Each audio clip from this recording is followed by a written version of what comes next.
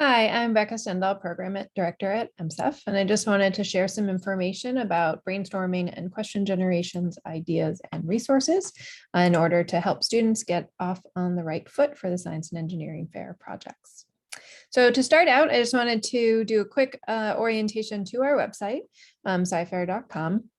So on the homepage, this is a screenshot of the homepage that you see. You'll see there's links right at the top right now to help you find the information you might need in terms of manuals, where the list of regions are, as well as access to resources like the YouTube channel or information about seafairs.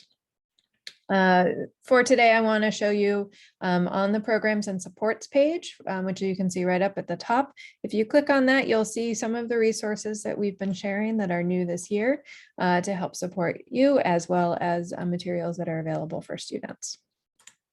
I'm going to show you a little bit more about that. So this is MSEF's Science Fair Ready framework. And so these are new and reorganized materials to help you think through how you are supporting student projects, both in terms of the process of discovery, but also the project guidance that students need. And so you can sign up on our website. There's a form you can sign up, and then you will be linked to this Google Drive. And once you're there, you can explore, you can make copies of any of the materials so you can use in the classroom, and you can share with students directly as appropriate. So within this work, just to orient you again, the Science Fair Ready process framework is where you'll find the steps that I'll share in a minute in terms of observe, plan, explore, and explain. And there will be resources there, and I'll show you in just a sec. The Science Fair Ready project guidance is where you'll find timelines and how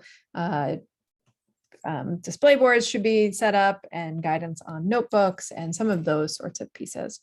The student resource is a folder that students can access directly, but you have access as well to guides for them. I'll talk about that in a bit as well. And then policies and regulations is where you'll find the manual, as well as some supports for approving and thinking through the restrictions for student projects. So this is a screenshot of some of the documents that are in the project guidance folder. And so I just wanted to show you, this is where there are some timelines and some sample timelines that can be used. You just add the dates that make sense for you. But this was an area that teachers had expressed interest in helping support how they can pace out their projects. So these were both provided by other teachers to help other teachers think through their work. This final piece down here, this inquiry and design project, includes both a timeline, but it's also built out broader, again, sort of as a template to help students think through the stages and the steps of their work. So this is what we see as the discovery pathway. So again, the fair is not just the culminating event at the end, but it's really the journey that students take on their way. And this, we've heard resoundingly from students, is something that they really enjoy about the process, is that it is a process and a pathway. So we're focused right now on the observe phase.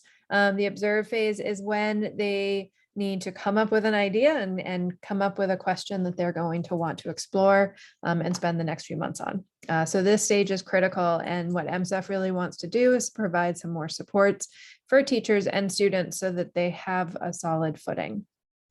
At the same time, we know that with Mass STEM Week coming up and the amount of content and programs and opportunities that are going forward to both teachers and students, this is a great opportunity to take some of that content, put some supports around it so that students can use that as a brainstorming activity, as a way to do more background research on their favorite or topic that they're interested in, and go from there.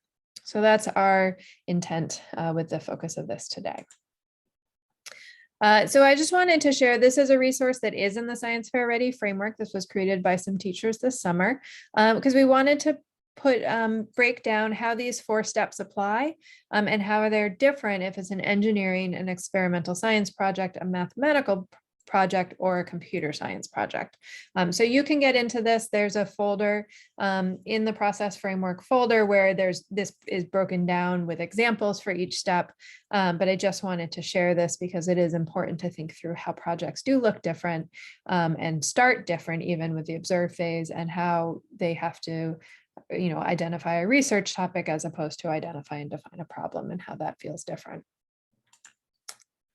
So again, if you're looking at the Science Fair Ready framework and you go in the process framework folder, there is another folder in there for worksheets. And these were all contributed by teachers for other teachers to use.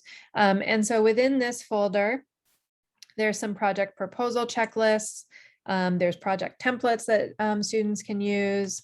There's a topic selection worksheet. I realize these are just words, but please explore these. These are great starting places that offer support so that students too can have guides to help them process where they want to go if they don't always have that one-on-one attention that we'd all love to give.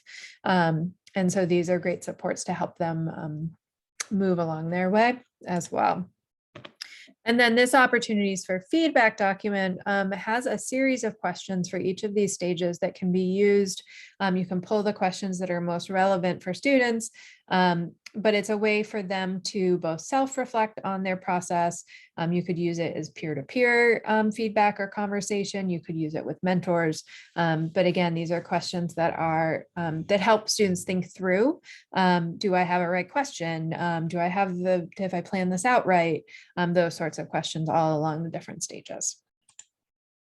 And then finally, there is another subfolder, and this is where we'll look next around brainstorming activities. So this is the brainstorming activities folder, and there are a few resources in here, ways to get kids thinking about what their interests are, activities where they can jot down ideas as they do some work, explore different branches of science. Some of these were developed for middle school, some for high school.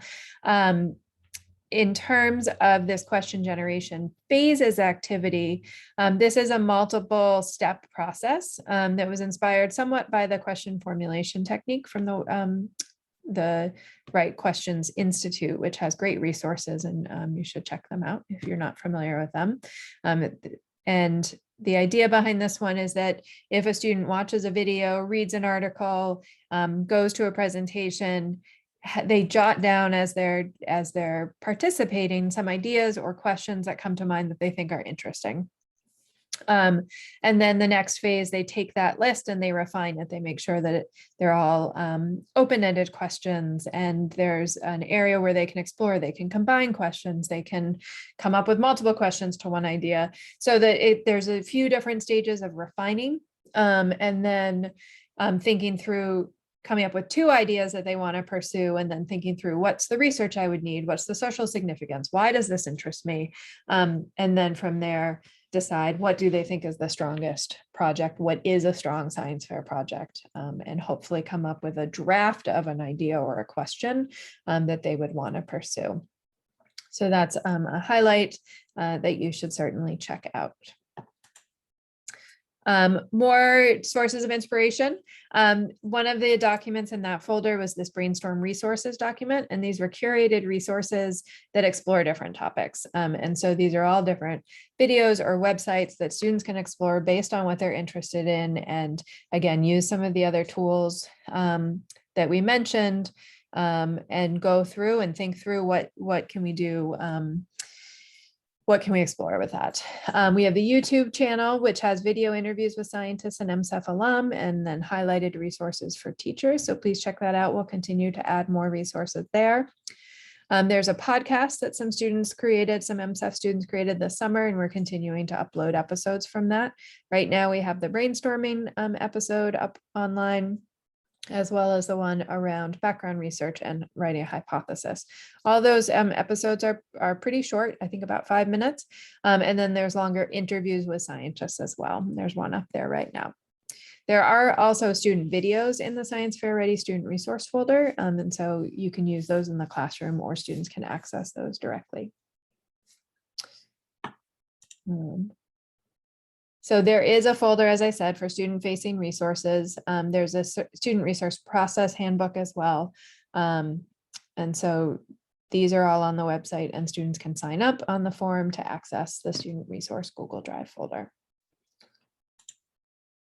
So one thing that we know is that mentors and intervention from an outside voice, a trained professional at key stages, if not regularly, can be really helpful for students. And one of the things that MSEF really wants to support is making sure that students do have those opportunities for feedback at key steps of the process. And so one of those steps would be around brainstorming, around identifying where are some good sources of background information. And those are key steps right now. And so again, we want to make sure that we're encouraging the use of the content and the experts and the materials that are coming out this month across the state. But also if there are supports that your classroom could use in terms of recruiting mentors or thinking through training mentors, please do reach out to us at info@scifair.com or my address as well. And then we can see if it's something we can support or if we can put you in touch with some resources. So that is it. So I really appreciate this opportunity to share these resources. And as I said, please do reach out if you have any questions or need any support. Thank you.